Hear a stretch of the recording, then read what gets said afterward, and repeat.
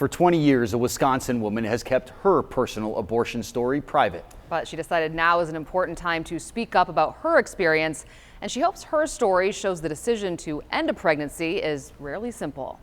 This is the preemie hat. 20 years have passed. He was less than a pound.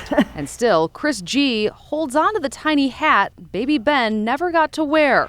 A stack of sympathy cards. Don't hesitate to call us if you need anything, even if it's just a gallon of milk. She's kept all these years. They're meaningful. I mean, part of it is, this is all I got. Chris, who preferred not to use her last name, was already a mom to an 18-month-old in 2002 and pregnant for a second time. So 20 years ago, I was eagerly awaiting my second child, and my water broke at 18 weeks. Scarily, when that happens, an infection sets in, and the infection is fatal. She struggled, deciding what to do. I had to accept that if I didn't terminate my pregnancy and save my life, my 18-month-old child was going to be motherless.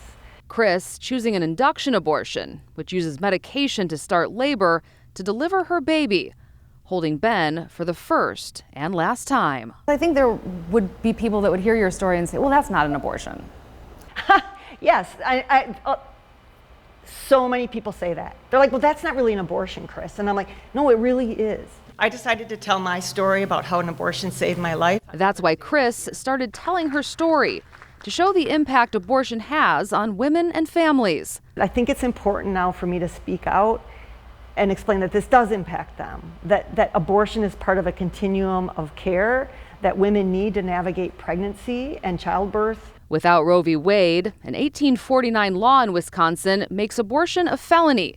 In Chris's case, what that says is that two doctors have to agree that the life of the woman is in danger. It's very, very ambiguous. Because she was able to make that decision, she had another baby a little more than a year later, a choice she hopes other mothers have too. I regret a little bit keeping this private for so long. But maybe the story has more impact now that people can really understand the gravity of what's at stake. And while she does not work there now, Chris was vice president of education at Planned Parenthood when she had her abortion. And we'll have much more coverage of Roe v. Wade being overturned by the Supreme Court later on in this newscast and on the CBS 58 News at 10. You can also find the latest news on our website, CBS58.com.